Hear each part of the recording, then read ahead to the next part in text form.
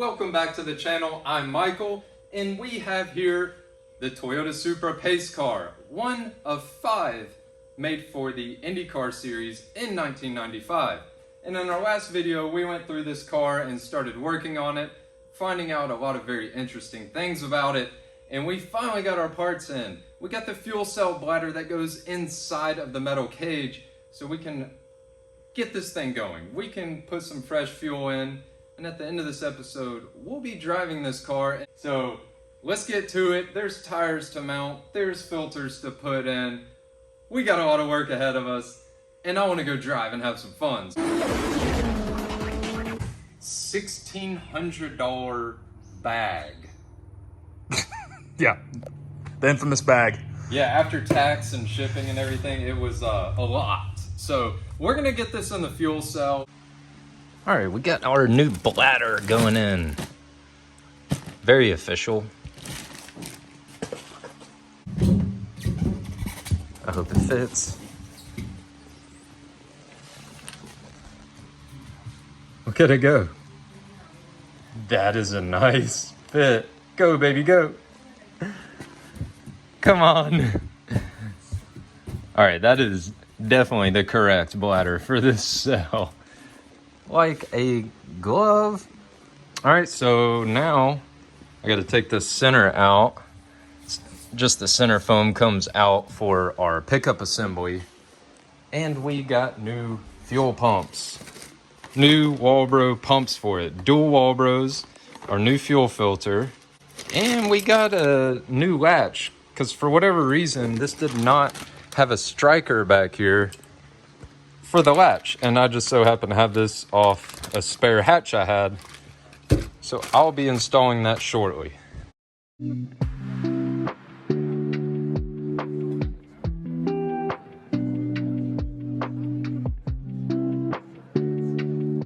All right, this surge setup was done very nicely. I gotta clean it out, but that is nice. It holds everything in, keeps it from fuel starving. Very good. These are 2 new Walbro fuel pumps. Now more than ever, you really got to buy from like very reputable suppliers and websites. There's so many fake ones out there. We got some legit ones, and the old ones are looking a little toasty. So I think that's why we're having a hard start issue. Those, I think we're worn out and just not getting at the fuel pressure we needed. So I'm going to swap those, and also going to replace the hoses. These are submersible, so they're always under fuel depending on where the tank's at, but you have to have the right hose that's made to be under fuel or it'll disintegrate from the outside in.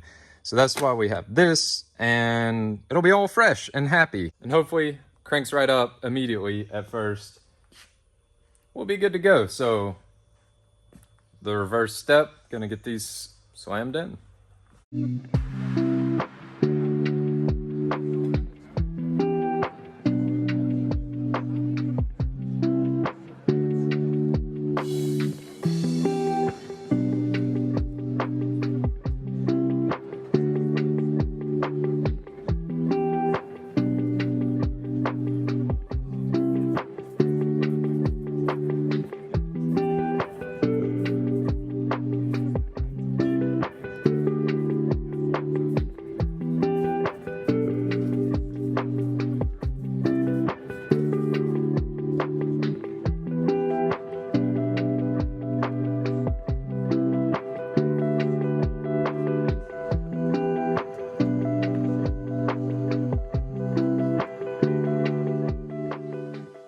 I've been dreading this part.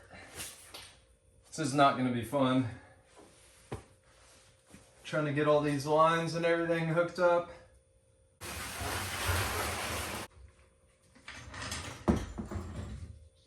Alright, that was the most awkward angle I've been in a long time. I had to reach up in here to hook that first fuel line up. Now I got to get to the second. This is difficult. They did not put a lot of slack in these lines.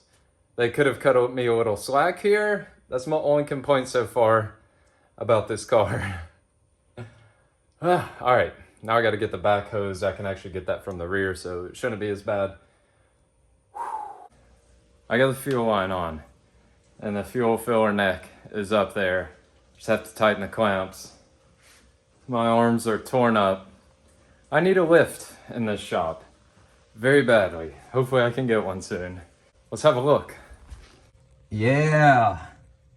So it's all on there now. Almost there, almost. We can put fuel in this thing real soon.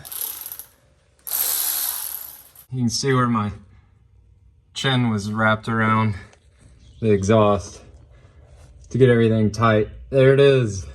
And I'm hooking up the last ones. Then we can test fire this. Had to look back at my old video. Made sure I put the fuel lines back on right.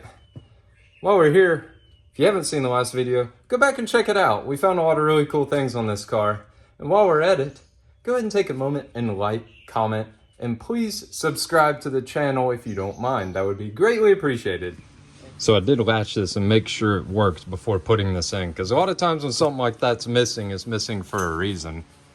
Well, we got water? Yeah. It's not like it's 120 degrees outside or anything. We can latch this hatch and not worry about it opening up on us. Here they go. Whoa! I have no idea why this is missing. That was very, very strange. Boom. Ready to go. Alright, it's the first time using the tire machine here in my new shop. See how it goes. And the compressor's running right now, and I can still have a conversation with you guys. So this is a reverse mount wheel, which means it goes on from the back so you don't scratch up the face. And these will grab it from the outside. So the tire comes off reverse of the normal way.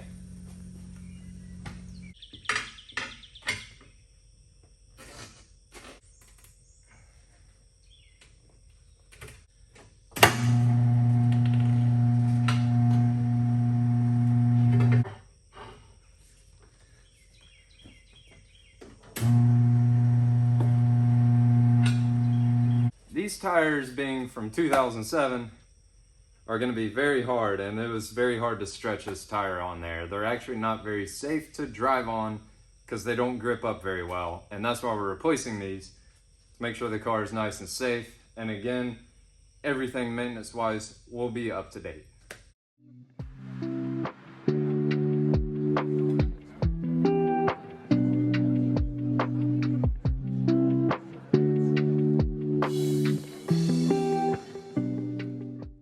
The cool thing about this BBS RS2 is it has no valve stem, which is also kind of a hard thing because you can't put air in the tire like a normal tire. You have to have these guys put air in. And these are currently on back order, but thankfully I have friends who can make things happen.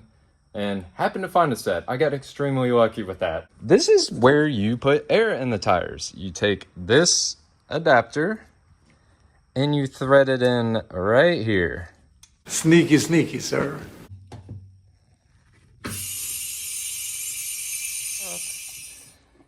Go on, little fella. Drink up. Thirsty. All right, I hear the pumps running. There appears to be no leaks.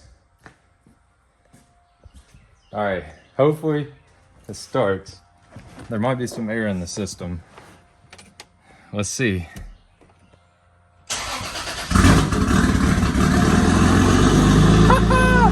Fired right up that time. Didn't even hesitate. Oh my gosh, this is so much better. Before it just didn't want to start on cold. Now it's just right there. It had to have been low on fuel pressure. All right, let's go for a drive. Yes.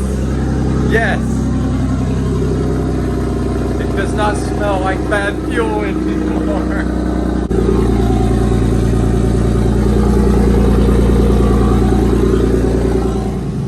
It's running so good. and like it's even more quiet under here now than before. I guess it's happier with clean fuel and full fuel pressure. Woohoo! Oh man,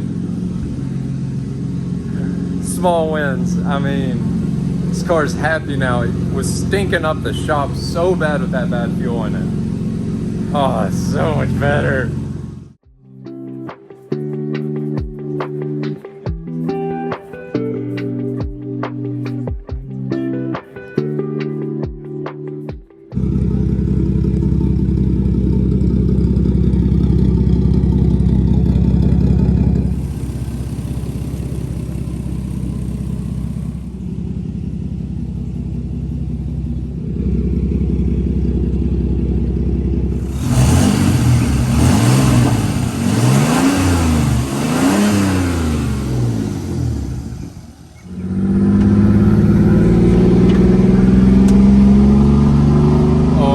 Gosh,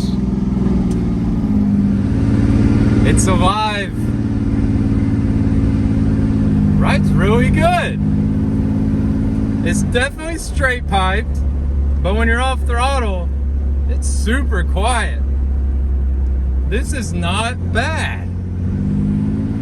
This is a brand new Supra. It has no miles on it. Country roads, take me home. This is my happy place. No traffic, curvy roads, a yellow Toyota Supra. This is life. This is how you live life. I'm so glad I get to work on cars like this. This car feels brand spanking new. All the ball joints and bushings just feel so connected to the road. It's definitely got some race pads on it.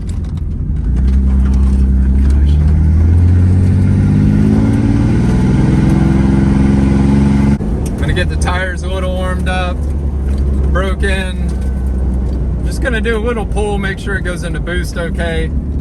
And you know, I just want it to be right. Make sure everything feels good, make sure nothing pops off.